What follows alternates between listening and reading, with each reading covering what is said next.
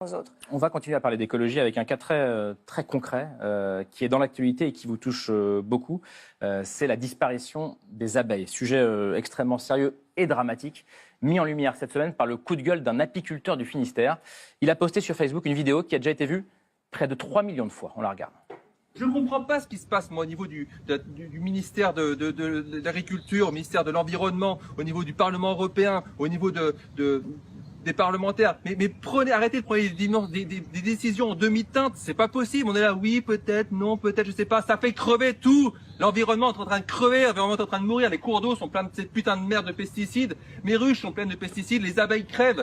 Il n'y a pas que celle-ci, il y a toutes, ça veut dire tous les autres, les bourdons, les abeilles sauvages. Tout est en train de crever à cause de votre merde.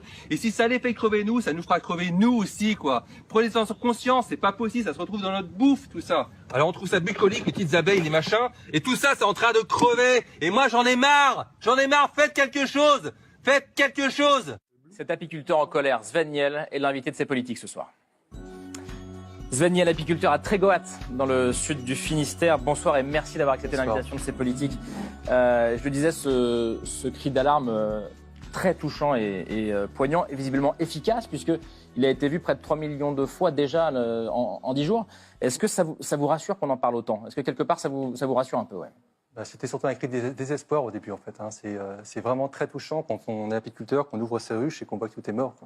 Et lorsqu'on est un peu sensible à l'environnement, on sait que c'est pas seulement ses ruches à soi, mais que c'est l'ensemble de l'écosystème qui est en train de s'écrouler.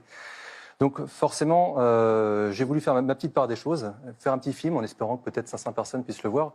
Et bon, ça a pris une ampleur assez incroyable. Et ce film, pour la petite histoire, vous l'avez fait vraiment sur un coup de tête en découvrant vos ruches. C'est votre fille, je crois, qui tient le téléphone portable. Oui. C'était pas prévu, vous n'avez pas prévu de faire ni le discours, ni la vidéo, donc c'était vraiment spontané. Pour ce qui concerne vos ruches à vous, je crois que 6 ruches sur 7. Je suis un petit apiculteur, j'avais 7 ruches, j'en ai eu 11 au plus fort de mon domaine. Il m'en restait, donc j'en ai 2 qui ont survécu, qui sont pas très en forme. Donc je pense que sur 7. Sur 7, ouais. Et dans le pays bigoudin où la catastrophe. vous habitez, mais pas qu'au niveau bigoudin, c'est vraiment l'ensemble du territoire qui est concerné. Et c'est quoi? C'est 65%, je crois, des ruches recensées qui seraient décimées aujourd'hui. Voilà, à peu près 65%, mais certains ont perdu 100% même. Donc c'est pas que on pourrait mettre en cause mes pratiques apicoles. Il faut bien savoir que c'est beaucoup d'apiculteurs professionnels aussi qui ont été touchés. Et encore une fois, si c'était que les pratiques apicoles, le reste de l'entomofaune irait bien en fait. Et là on s'aperçoit que c'est l'ensemble des insectes, et pas que ça, des oiseaux qui est en train de disparaître. C'est une véritable catastrophe. Donc c'est quelque chose dont il faut vraiment mesurer l'ampleur, c'est vraiment dramatique. Vous accusez les pesticides, et en premier lieu les néonicotinoïdes, de tuer ces abeilles. Ça peut participer en tout cas. C'est un produit toxique, pour être un tout petit peu concret, qu'on retrouve dans beaucoup d'insecticides, c'est ça, d'insecticides? C'est un neurotoxique. Et en fait, ce produit, ces fameux néonicotinoïdes, enrobent les graines. C'est-à-dire qu'on plante des graines qui sont enrobées de ce produit. Ensuite, la plante se développe et ça passe par les racines et ça se diffuse dans toute la plante, que ce soit les feuilles, le pollen, le nectar. D'ailleurs, en aparté, il n'y a que 10% qui montent dans la plante, les 90 autres % restent dans la terre, et s'évacuent ensuite vers les rivières, puis ensuite vers les océans. Donc voilà, donc ça a une incidence sur l'ensemble. C'est vraiment dramatique. Et cette graine qui pousse, ensuite, c'est pour les produits de consommation que tout un chacun ici consomme. Le pain que l'on mange est issu d'une graine qui est orange fluo. Donc il faut se rendre compte un petit peu, c'est vraiment dramatique. Orange fluo. Peut-être qu'elle est mais en tout cas, elle n'a pas une belle Les farines sont pulvérisées au brome, des retardateurs de flamme, des perturbateurs endocriniens. On est vraiment bien. Ouais. Cette semaine, Claire Nuvian, l'Europe a dit non aux 3 principaux pesticides néonicotinoïdes, dits les pesticides tueurs d'abeilles. C'était un vote qu'on a qualifié d'historique et d'énorme surprise. Vous avez été surprise vous aussi. On parle beaucoup des choses qui ne vont pas, ça va dans le bon sens ce vote, non quand même? Alors j'ai pas suivi, je vous avoue, j'étais un peu hors sol, je suis rentrée tout à l'heure des États-Unis, mais il me semblait que c'était le Parlement européen qui avait voté. Oui. Donc si c'est le Parlement, ça veut dire que ce n'est pas encore la fin de l'épisode. Comme pour la pêche électrique, c'est ce que vous dites. Il y a des trilogues. Pardon de vous couper, oui, ils ont déposé, ces fameuses entreprises agroalimentaires ont déposé plainte devant la Commission européenne. Alors moi, je trouve ça complètement incroyable que les entreprises qui ont, à ce point-ci, qui sont responsables d'un écocide, parce que il faut employer les bons termes, puissent porter plainte. C'est le monde à l'envers, c'est incroyable.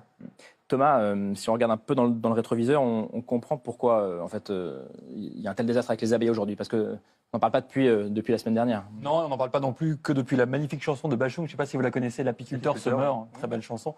Non, bien plus ancien, 1950.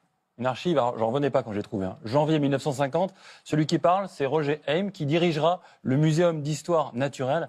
Écoutez ce qu'il dit, donc on est, je répète, en janvier 1950. L'emploi à grande échelle des produits chimiques, insecticides, fongicides, herbicides, risque de conduire à des altérations très regrettables des équilibres naturels. L'emploi massif de DDT, agissant sur l'abeille, a sa répercussion sur la fécondation des fleurs. Alors vous m'arrêtez si je me trompe, je crois que le DDT a été remplacé par, justement, ce qui tue vos abeilles. Entre autres, oui. Ouais. Sauf la différence qu'ils sont 10 000 fois plus puissantes que le DTT, ces produits. Ça 10 000 fois. Vous en pensez quoi, ça, 1950 On se demande vraiment comment on a pu en arriver là. Comment ces fameux néonicotinoïdes sont apparus dans les années 90. On est en 2018, on est tous surpris de voir cette interdiction. De 3 d'entre eux, il y en a 7 en total, plus des molécules qui s'en rapprochent par le mode d'action. Déjà, je ne comprends pas qu'on n'ait pas interdit l'ensemble des molécules qui ont le même mode d'action. Et donc, allez-y. Je ne comprends pas comment on peut laisser faire ça, comment les politiques sont aussi, vous l'avez bien expliqué, sont aussi passifs face à tout ça, et qu'elles cuisinent ces boutiques là-haut, mais c'est pas clair. Voilà. Est-ce que vous avez eu des contacts avec des politiques depuis cette vidéo postée sur Facebook? Est-ce que vous en appelez, vous, directement au président de la République, au ministre de l'écologie, de l'agriculture? Si je peux me le permettre, oui, vraiment. Allez-y. Prenez la décision, faites quelque chose, parce qu'il faut vraiment... il faut bien comprendre, on est face à une situation catastrophique. C'est la collapsologie, là. On est face à un effondrement. C'est vraiment dramatique. Il faut bien comprendre que toutes les grosses bêtes que nous sommes dépendent des petites bêtes qui sont avant nous.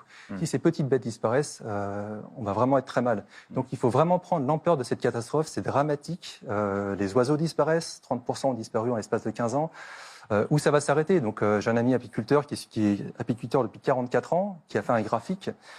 Il voit l'évolution progressive et il dit, si ça continue comme ça, en 2025, je n'ai plus d'abeilles. Il y a environ 1000 variétés d'abeilles en France. 80% ont disparu, là, cette année. Claire Nouvian, vous êtes militante écolo depuis une bonne quinzaine d'années. Pourquoi est-ce que nous, collectivement, on ne prend pas la mesure de ce qui se passe, du drame qui se passe? Parce qu'on a un cerveau qui est resté à Cro-Magnon, je pense. Voilà. Non mais sérieusement, en fait, on est encore dans notre grotte. Enfin, on comprend on comprend ça. On comprend pas qu'on a construit des armes de destruction de masse au niveau de nos modes d'exploitation, nos modes d'extraction. On est capable de tout tuer. On est capable. On l'a compris. Je pense que quand même, donc le philosophe Günther Anders nous a quand même éclairé après évidemment l'explosion des bombes atomiques. Il nous a dit on a quand même donc les moyens d'anéantir l'humanité. Là, il faut peut-être qu'on change complètement ce que Hans Jonas avait aussi répercuté en disant principe de responsabilité. Puisqu'on est capable de tout anéantir, on doit maintenant prendre une distance critique et une maturité incroyable avec la technologie, puisqu'on est capable de se tuer et de tuer le reste autour de nous. Mais vous avez sorti cette citation de Roger Hayme, Alexander von Humboldt, auquel on doit des tas de choses. En 1800, là, je suis en train de lire sa biographie passionnante traduite en français. Je peux vous dire, il décrivait tout le changement climatique. Donc en fait, c'est une érosion de nos systèmes. Et on est juste en bout de course. Et donc là, en fait, c'est pour ça que je vous dis, mais c'est branle-bas de combat. C'est la guerre, là. Il faut se réveiller. Il faut vraiment que nos politiques publiques prennent en compte une refonte radicale de nos actions et que les entreprises et le secteur financier, au passage, qui a vraiment les moyens de régler...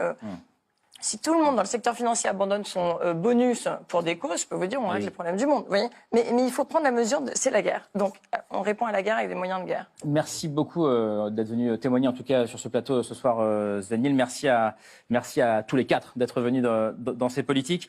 Eliette Bekassi, je rappelle le titre de votre dernier roman, Le Maître du Talmud, publié chez Albin Michel.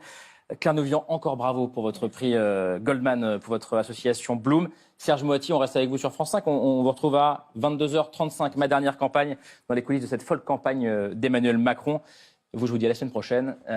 Très bonne semaine à tous, dimanche prochain, 18h35. Ciao.